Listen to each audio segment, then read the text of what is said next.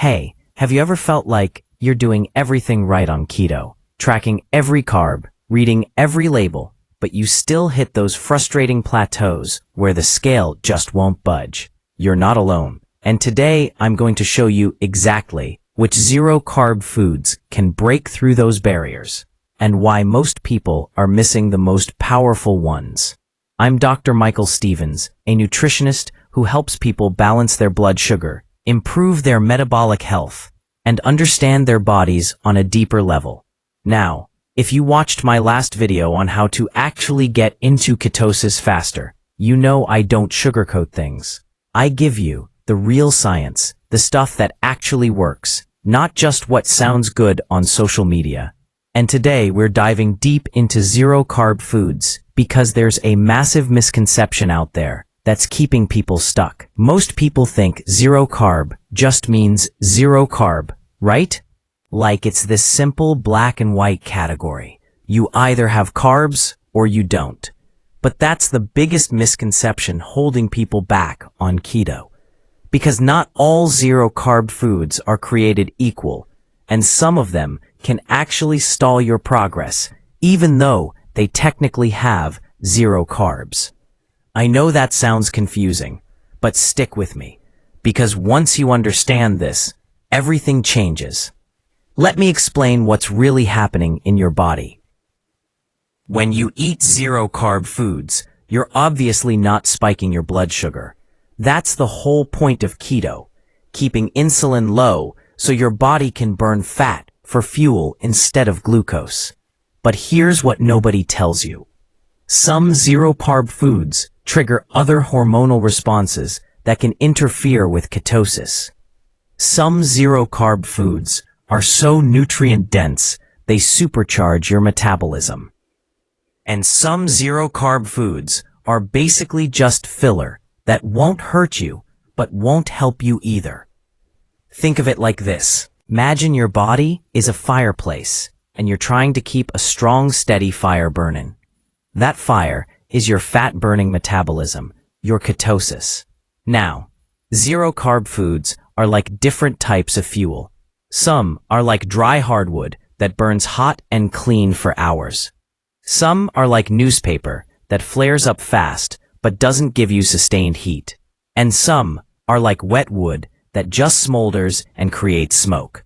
They're all technically fuel. They're all zero carb.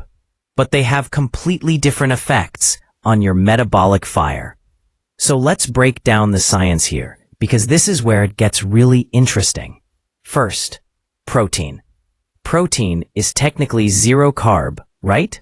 A chicken breast, a steak, eggs, these are all zero-carb foods. But here's the catch. Protein can be converted into glucose through a process called gluconeogenesis. Now, before you panic, this is not a bad thing.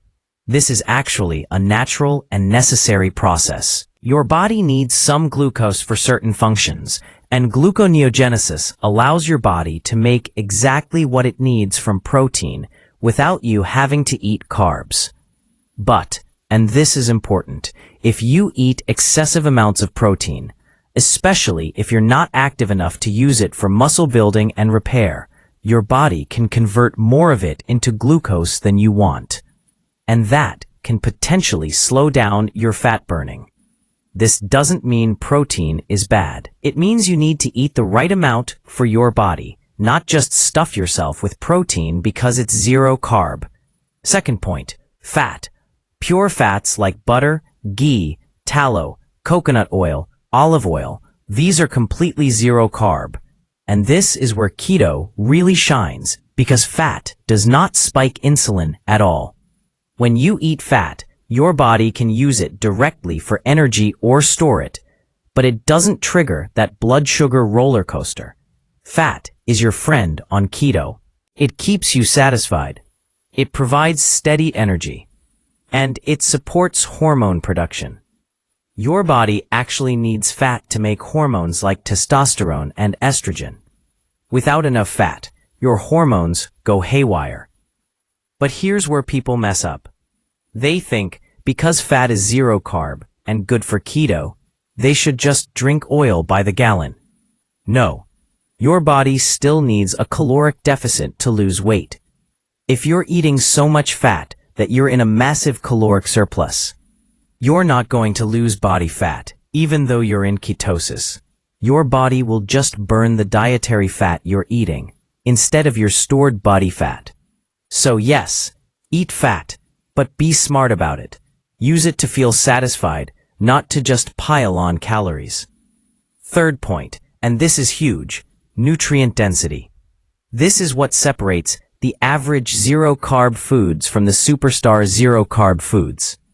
Some zero-carb foods are packed with vitamins, minerals, and other compounds that support your metabolism, your energy, your mental clarity.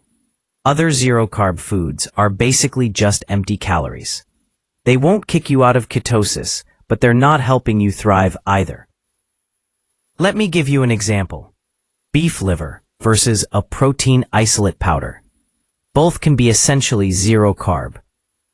But beef liver is one of the most nutrient-dense foods on the planet. It's loaded with vitamin A, B vitamins, especially B12, iron, copper, choline, folate. It's like nature's multivitamin.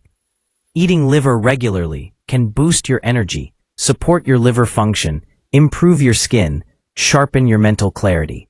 It's a metabolic powerhouse. Now compare that to a highly processed protein powder with zero carbs.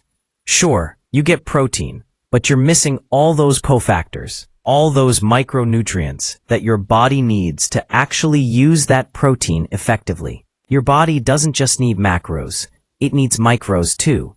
And on keto, where you're cutting out a lot of plant foods that people usually get nutrients from, choosing nutrient-dense zero-carb animal foods becomes even more critical. Fourth point, satiety. This is practical, not just theoretical. Some zero-carb foods keep you full for hours. Other zero-carb foods leave you hungry an hour later. And this matters because if you're constantly hungry, you're going to overeat. You're going to snack. You're going to fall off the wagon. Hunger is the #1 reason people quit keto. Not because keto doesn't work, but because they're not eating the right foods to stay satisfied. Fatty cuts of meat, eggs with the yolks, fatty fish like salmon. These keep you incredibly full. Why? Because fat and protein together trigger satiety hormones like leptin and CCK.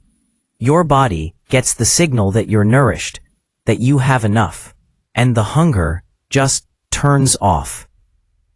Compare that to something like fat-free deli meat or egg whites.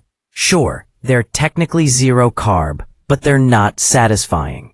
You'll eat them and still feel like something's missing, because your body is craving the fat, the nutrients, the completeness of the whole food.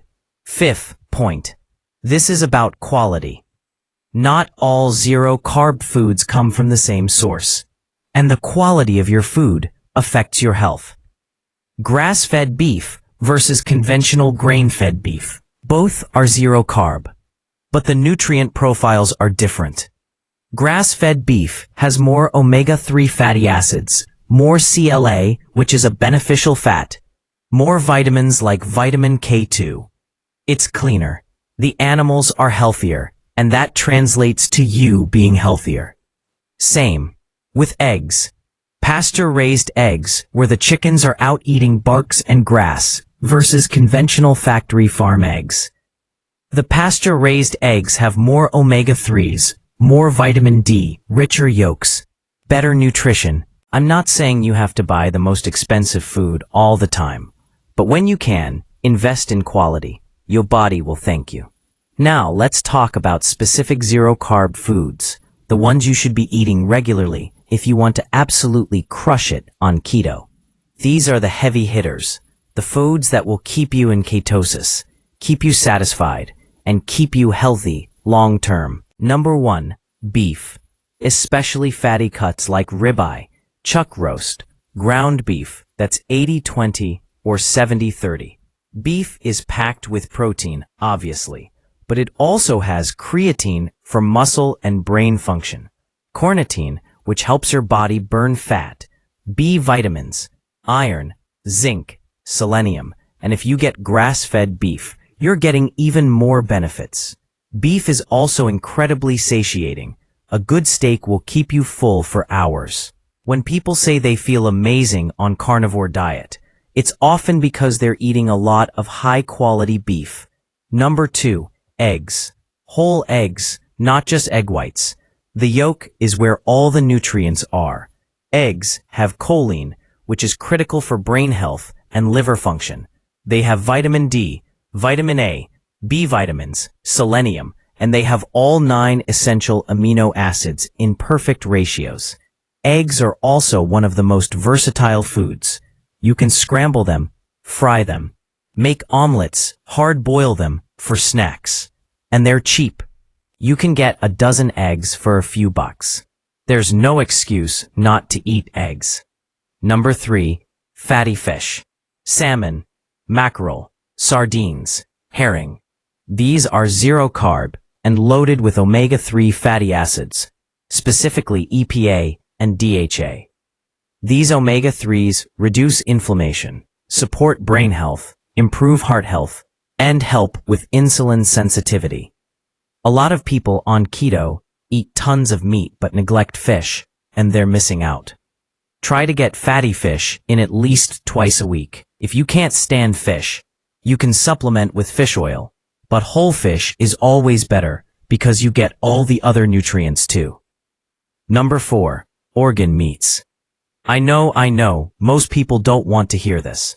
Liver, heart, kidney. These are not popular foods in modern culture. But our ancestors ate them regularly, and they were healthier for it. Organ meats are the most nutrient-dense foods on Earth. Liver especially. If you can get past the taste, and there are ways to prepare it that make it more palatable, you'll feel the difference. More energy, better mood, clearer skin. If you really can't stomach organ meats, you can get desiccated organ supplements. But again, whole food is better. Number 5, pork. Pork chops, pork belly, bacon, sausage. Pork is delicious, affordable, and zero carb, as long as you avoid anything with added sugars, like some bacon or sausage. Check the labels. Pork has thiamine, which is a B vitamin that a lot of people are deficient in. It also has selenium and zinc. Pork belly and bacon are high in fat, which makes them perfect for keto. Just make sure you're getting quality pork, ideally pasture-raised if you can find it. Number 6, lamb. Lamb is less common in the American diet, but it's fantastic for keto. It's rich and fatty, high in protein, and has a great nutrient profile with lots of B vitamins, iron, and zinc. Lamb also has a good omega-3 to omega-6 ratio compared to conventional beef. If you've never tried lamb, give it a shot. Lamb chops, ground lamb, lamb shoulder, all excellent choices. Number 7, poultry. Chicken and turkey, especially the dark meat and skin. A lot of people default to chicken breast because they think it's the healthiest option, but on keto, you actually want the fattier cuts. Chicken thighs with the skin on, duck, goose. These are all better choices because they have more fat to keep you satisfied. Chicken breast is fine if you add fat to it, like cooking it in butter or topping it with cheese. But don't just eat plain dry chicken breast and wonder why you're always hungry. Number 8, cheese. Now, cheese technically has trace amounts of carbs because of the lactose, but aged hard cheeses like cheddar, Parmesan, Gouda, Swiss, these are so low in carbs, they're essentially zero. A serving of aged cheddar might have half a gram of carbs, which is negligible. Cheese is a great source of fat, protein, calcium, and it's delicious. It makes keto way more enjoyable. Just watch the portions, because cheese is calorie dense and it's easy to overeat. Number 9, butter and ghee. Pure fat, zero carb, incredible for cooking and adding richness to your food. Butter from grass-fed cows has vitamin K2, which is important for bone health and cardiovascular health. Ghee is clarified butter, so the milk solids are removed, which makes it easier to digest if you're sensitive to dairy. Use butter and ghee liberally. Cook your eggs in it. Put it on your steak. Add it to your coffee if you're into that. Number 10. Animal fats. Tallow, lard, duck fat, chicken fat. These are traditional cooking fats that have been used for thousands of years. They're stable at high heat, unlike most vegetable oils, which oxidize and become inflammatory. Tallow and lard are also cheap. You can render your own if you want to get really into it, or you can buy them. Cooking with animal fats makes your food taste better and provides clean energy. Number 11.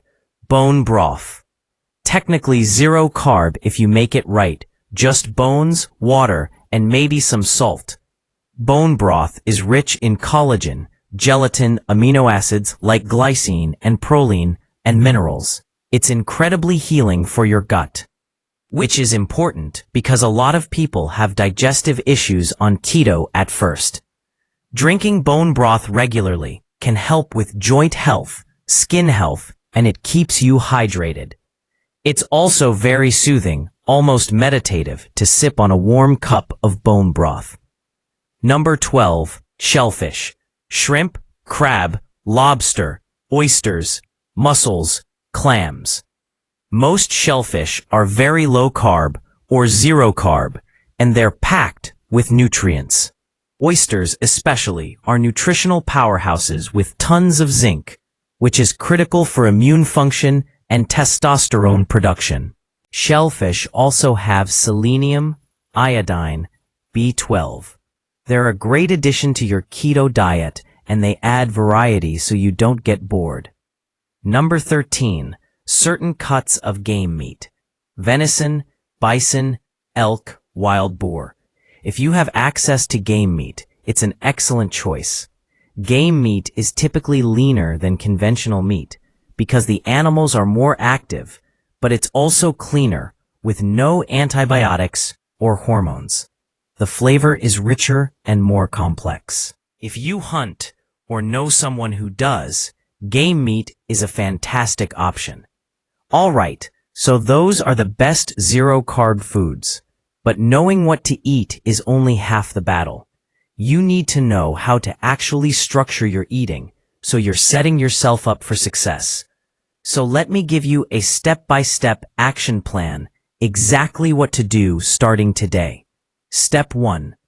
Clean out your kitchen. Go through your fridge and pantry and get rid of anything that's going to tempt you or sabotage your progress. High-carb foods.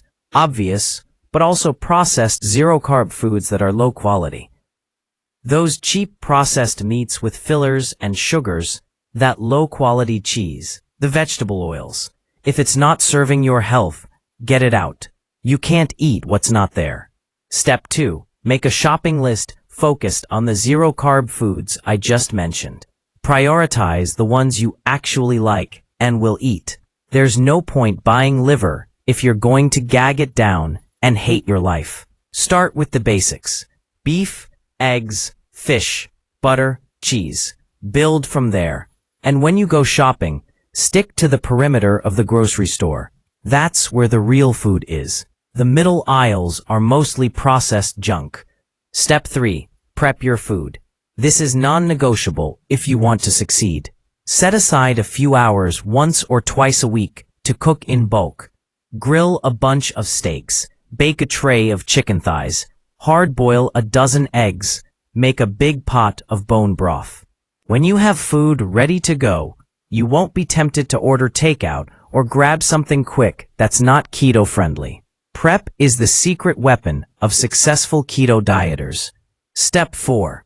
Structure your meals around protein and fat. Every meal should have a good source of protein, a good source of fat, and that's it. You don't need to complicate it. Steak cooked in butter. Eggs scrambled with cheese. Salmon with a side of asparagus cooked in olive oil. Wait, scratch that. Asparagus has a few carbs. Salmon with a side of sautéed spinach in butter. Keep it simple. Keep it delicious. Step 5. Track your intake. At least at first. You don't have to track forever. But when you're starting out, it's helpful to see exactly how much protein, fat, and calories you're eating. A lot of people think they're eating zero carb, but they're sneaking in carbs without realizing it. Or they're eating way too much, or way too little. Use an app like Chronometer or MyFitnessPal for a few weeks until you get a feel for portion sizes and what your body needs. Step 6. Listen to your body. This is where the art meets the science. Pay attention to how you feel. Are you satisfied after meals? Are you hungry all the time? Is your energy stable? Or are you crashing? Are you losing weight, maintaining, or gaining? Your body will tell you what's working and what's not. If you're constantly hungry, you probably need more fat. If you're not losing weight, you might be eating too much. If you're tired and sluggish, you might not be getting enough electrolytes or nutrients. Step 7. Be patient and consistent. Keto is not a quick fix. It's a metabolic shift that takes time. You might feel a little off for the first week or two as your body adapts. That's normal. It's called the keto flu, and it happens because your body is transitioning from burning glucose to burning fat. Stay hydrated. Get your electrolytes, especially sodium, potassium, and magnesium, and push through. Once you're fully adapted, usually after 2 to 4 weeks, you'll feel amazing. But you have to stick with it, in parentheses. Now, I want to address something that I know comes up a lot. People worry that eating all this animal food, all this fat, all this zero-carb stuff is going to wreck their cholesterol, clog their arteries, give them heart disease. This is understandable because we've been told for decades that fat is bad and cholesterol is the enemy. But the science has evolved, and we now know that it's way more complicated than that. First, dietary cholesterol has very little impact on blood cholesterol for most people. Your liver makes most of your cholesterol because your body needs it. Cholesterol is essential for cell membranes, hormone production, vitamin D synthesis, brain function. It's not the villain it's been made out to be. Second, not all cholesterol is the same. LDL, the so-called bad cholesterol, comes in different sizes. Large, fluffy LDL particles are actually harmless. It's the small, dense LDL particles that can be problematic. And those are driven up by high-carb diets, not by fat. Third, triglycerides matter more than cholesterol for heart disease risk, and triglycerides go down dramatically on keto. When you cut carbs, your body stops making excess fat. Your liver isn't working overtime, and your triglycerides drop. This is one of the most consistent findings in keto research. People's triglycerides plummet. Fourth, inflammation is the real driver of heart disease, not cholesterol. Chronic inflammation from processed foods, sugar, vegetable oils, stress, lack of sleep. That's what damages your arteries. A diet high in quality animal foods and low in carbs and processed junk reduces inflammation. So yes, your cholesterol numbers might change on keto. Your LDL might go up. But if it's large, fluffy LDL and your triglycerides are low and your HDL is high and your inflammation markers are low, you're probably in great shape. Talk to your doctor. Get comprehensive blood work done, not just a basic lipid panel, and make informed decisions. Another thing people worry about is nutrient deficiencies on keto. They think if you're not eating fruits and vegetables, you're going to get scurvy or something. But here's the truth. Animal foods, especially organ meats, are more nutrient-dense than plant foods in most cases. Beef liver has more vitamin A than carrots. Salmon has more vitamin D than any plant. Eggs have more choline than any plant source. Red meat has heme iron, which is far more bioavailable than non-heme iron from plants. The nutrients in animal foods are also more bioavailable, meaning your body can actually absorb and use them. Plant foods have anti-nutrients like phytates and oxalates that bind to minerals and prevent absorption. So even though spinach has calcium, you're not absorbing much of it, whereas the calcium in cheese or bone broth is readily absorbed. I'm not saying plants are bad, but the idea that you need them to be healthy is not supported by the evidence. Plenty of people thrive on carnivore diets, eating nothing but animal foods, and their health markers are excellent. Now, let's talk about electrolytes, because this is critical on keto, and a lot of people mess it up. When you cut carbs, your insulin levels drop, which is great, but insulin also signals your kidneys to hold on to sodium. When insulin drops, your kidneys start excreting sodium, and along with sodium, you lose water, potassium, and magnesium.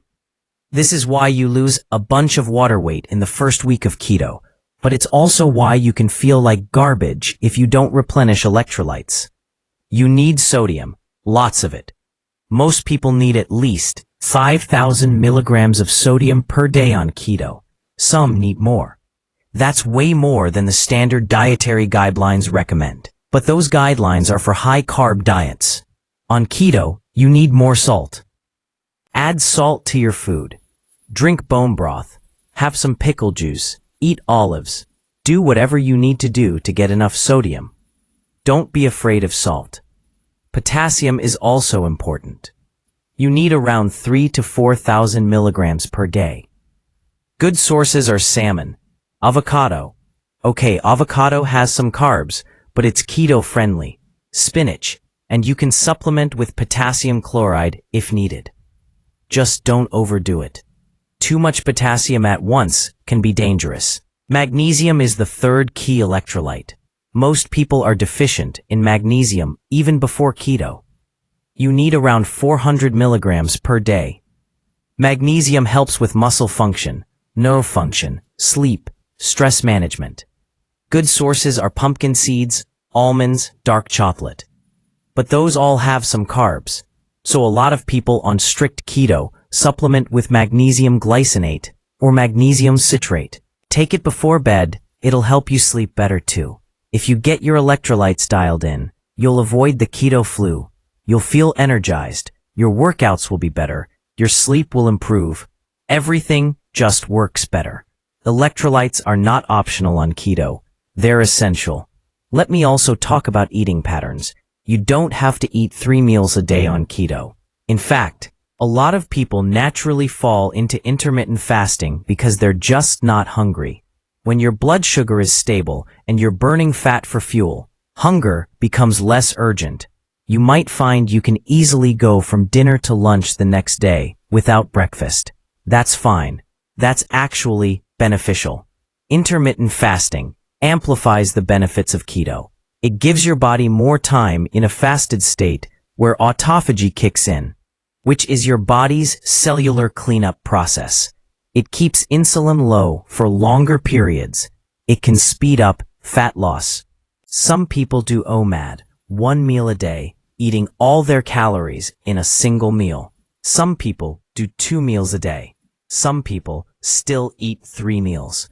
There's no right or wrong. It's about what works for you. The key is to eat when you're hungry and eat until you're satisfied, not stuffed. Don't force yourself to eat if you're not hungry just because it's mealtime. And don't restrict yourself to the point of misery if you are hungry. Keto should feel natural and sustainable, not like torture. If you're always starving, something's off. You need more fat, more nutrients, better quality food, or maybe you're just not eating enough calories. Now, I want to give you some practical meal ideas because I know sometimes people get stuck in a rut, eating the same thing over and over. Breakfast. If you eat breakfast, scrambled eggs with cheese and bacon, an omelet with sausage and spinach, leftover steak and eggs, a smoothie with protein powder and heavy cream and MCT oil, or just skip breakfast and have coffee with butter or cream. Lunch, a big salad with grilled chicken or salmon, voted with olive oil and avocado. A bunless burger with cheese and bacon and a side of coleslaw made with mayo. Chicken thighs roasted with herbs and butter, or deli meat roll-ups with cheese and mustard. Dinner, ribeye steak with a side of sautéed mushrooms in butter. Baked salmon with asparagus. Pork chops with green beans cooked in bacon fat. Lamb chops with cauliflower mash. Or a big pot of beef stew with lots of meat and broth and low-carb vegetables. Snacks, if you need them, hard-boiled eggs, cheese, pork rinds, beef jerky with no added sugar, macadamia nuts in moderation, or just don't snack. Most people on keto don't need snacks once they're fat adapted. See, it doesn't have to be complicated. You don't need fancy recipes or expensive specialty products. Just real food, cooked simply, eaten to satisfaction. That's the beauty of zero-carb keto. It's straightforward. Let me also address some common mistakes people make with zero-carb foods. Mistake number 1. Eating too lean. Like I said earlier, chicken breast all day, every day is not the move. You need fat for energy, for satiety, for hormones. If you're eating lean protein without enough fat, you're going to feel like crap, and you won't stay in ketosis as easily. Mistake number 2. Eating too much protein. Yes, this is a thing. If you're eating 3 pounds of chicken a day and very little fat, your body is going to convert some of that protein to glucose, and you might struggle to stay in ketosis. Most people do best with moderate protein, around 0.7 to 1 gram per pound of lean body mass, and high fat. Mistake number 3. Not eating organ meats or nutrient-dense foods.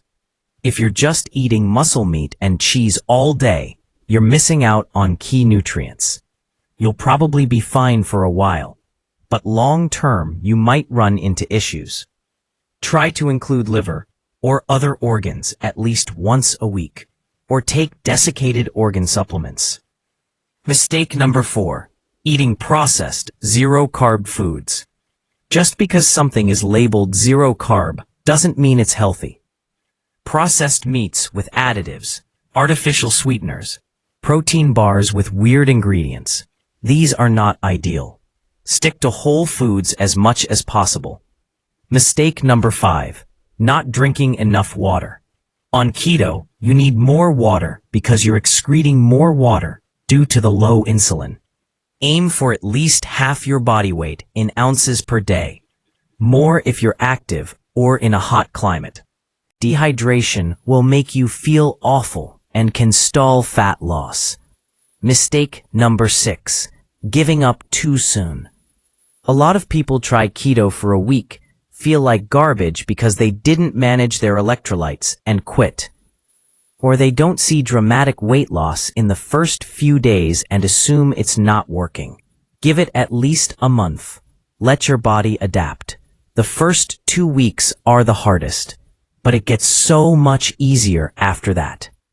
Alright, let's talk about some advanced strategies for those of you who are already doing keto and want to take it to the next level. One strategy is rotating your protein sources. Don't just eat beef every single day.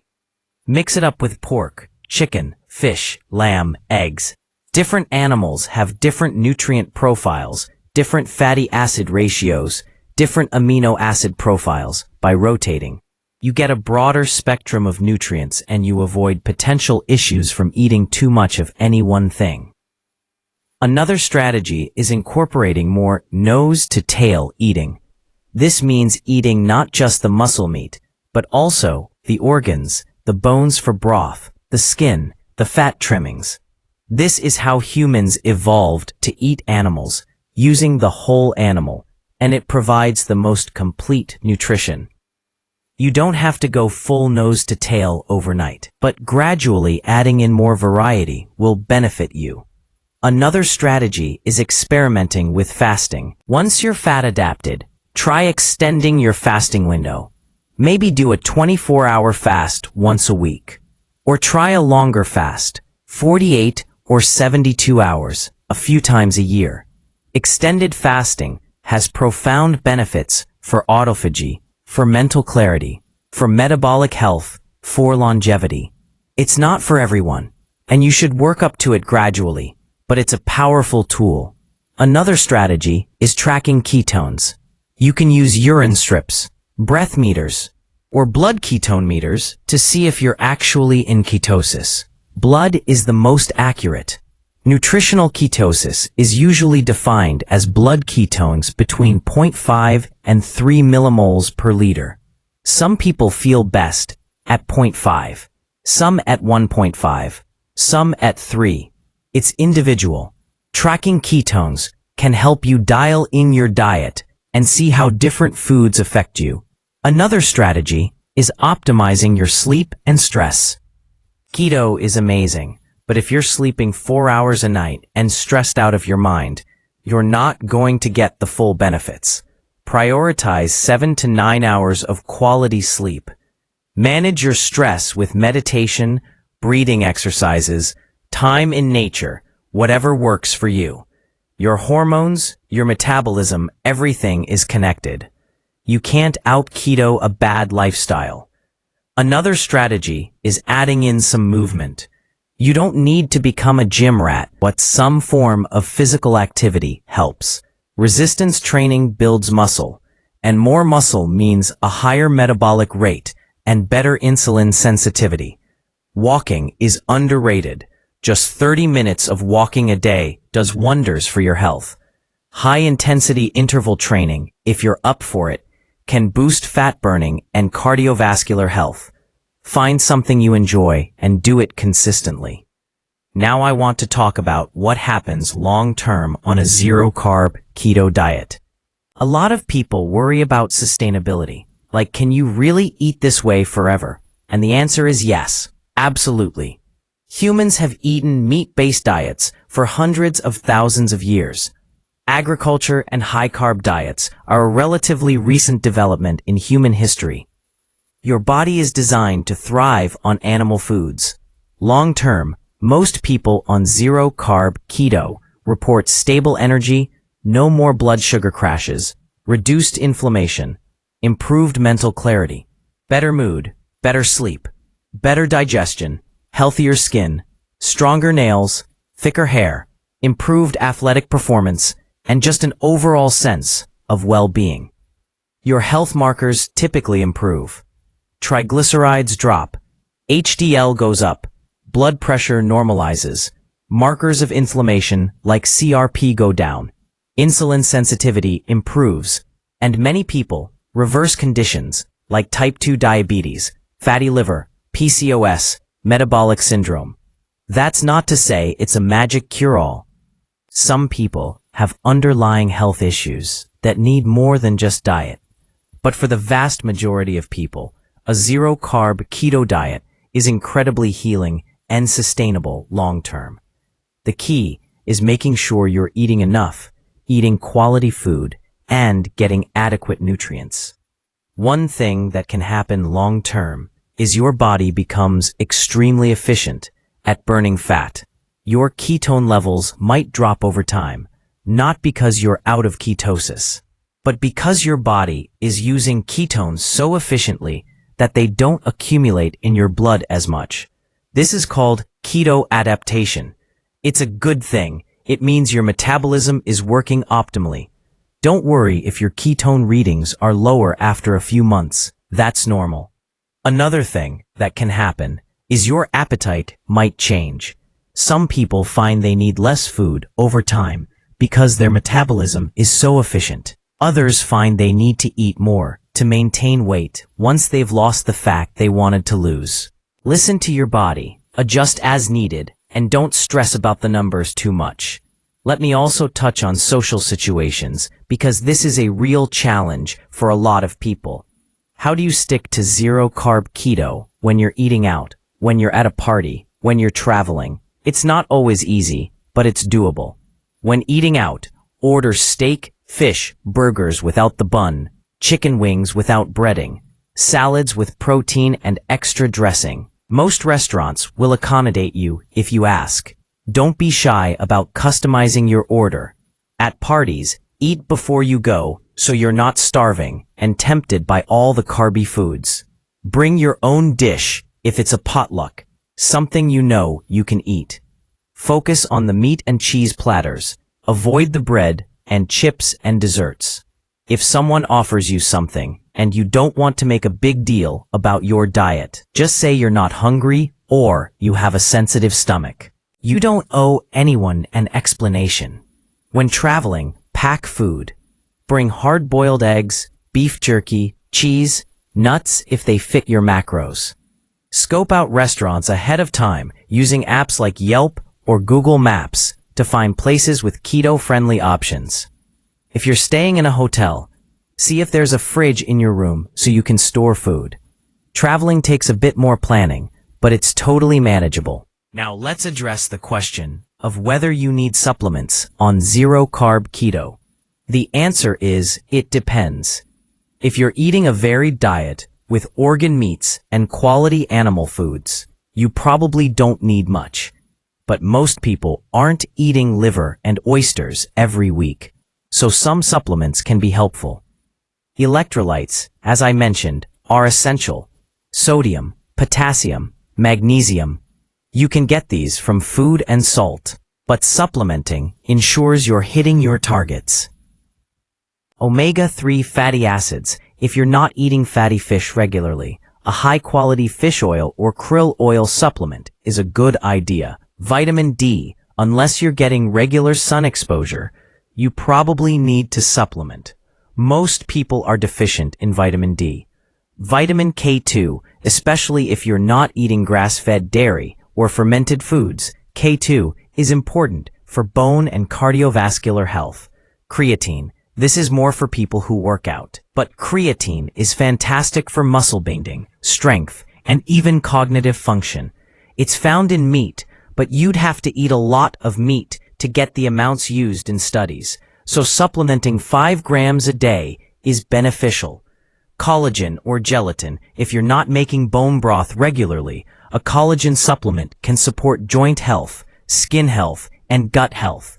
Those are the main ones. You don't need a cabinet full of supplements, but a few key ones can fill in any gaps. Always buy quality supplements from reputable brands. Cheap supplements are often full of fillers and contaminants. I also want to talk about women and zero-carb keto because there are some unique considerations. Women's hormones are more sensitive to dietary changes than men's. Some women thrive on strict keto, while others find they need a bit more carbs, especially around their menstrual cycle. If you're a woman and you're doing zero-carb keto and your cycle becomes irregular, or you lose your period, that's a sign something's off. It could be you're not eating enough calories, you're too lean, you're over-exercising, you're too stressed, or you need a few more carbs. Try adding in some low-carb vegetables or a small amount of fruit around your period and see if that helps. Your hormones need adequate calories, and some women need a bit of glucose for optimal thyroid and reproductive hormone function. Pregnant and breastfeeding women should also be careful with strict keto. It's probably fine. Plenty of women have healthy pregnancies on keto, but you need to make sure you're eating enough and getting all the nutrients you and your baby need. Work with a knowledgeable healthcare provider if you're pregnant or nursing and want to stay keto. Men generally do very well on zero-carb keto. Testosterone often improves, especially if you're eating enough fat and cholesterol and getting enough zinc and vitamin D. Energy and libido typically go up. Body composition improves. Just make sure you're eating enough protein to support muscle mass and enough calories overall. Older adults also tend to do really well on zero-carb keto. It can help with age-related muscle loss, cognitive decline, inflammation, metabolic issues. The key for older adults is to make sure they're eating enough protein to maintain muscle, getting enough nutrients, and staying active with resistance training. Kids can do keto too, though it's more controversial. Ketogenic diets have been used therapeutically for epilepsy in children for decades. Some parents raise their kids on low-carb or carnivore diets, and the kids thrive. But kids are growing and developing, so they need adequate calories and nutrients. If you're considering keto for your child, do your research and ideally work with a healthcare provider who's knowledgeable about it.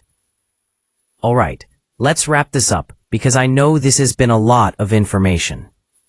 The bottom line is zero-carb foods are the foundation of a successful keto diet. Not all zero-carb foods are created equal. You want to focus on nutrient-dense, whole animal foods. Quality matters. Eat enough fat to stay satisfied and fuel your body. Eat moderate protein to support muscle and health. Get your electrolytes. Be patient with the adaptation process. Listen to your body. And don't overthink it. This way of eating might seem extreme or restrictive to some people, but for those who do it, it's incredibly freeing. You're not counting carbs obsessively. You're not hungry all the time. You're not riding the blood sugar roller coaster. You eat real food, you feel good, and you get on with your life. That's the goal. Is zero-carb keto for everyone? No, probably not. Some people genuinely do better with some carbs in their diet. Some people have medical conditions that make strict keto inappropriate. Some people just don't want to give up certain foods, and that's okay. But if you're dealing with blood sugar issues, insulin resistance, metabolic syndrome, obesity, inflammation, brain fog, low energy, or you just want to optimize your health, zero-carb keto is worth trying. Give it a real shot. Not a half-hearted attempt for 3 days, but a solid month of doing it right. Get your electrolytes. Eat quality food, be consistent, and see how you feel. The worst-case scenario is you learn something about your body. The best-case scenario is you completely transform your health. Remember, this is a journey. You're going to make mistakes. You're going to have days where you slip up, and that's fine.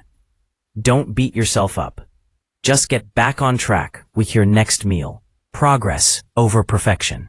Every meal is a new opportunity to nourish your body. And if you're feeling overwhelmed, just start simple. Pick 5 zero-carb foods you like. Beef, eggs, bacon, butter, and cheese. Eat those for a week. See how you feel. Then expand from there. You don't have to do everything perfectly from day one. Just start and build momentum. I'm genuinely excited for you if you're embarking on this journey. I've seen so many people's lives change with keto.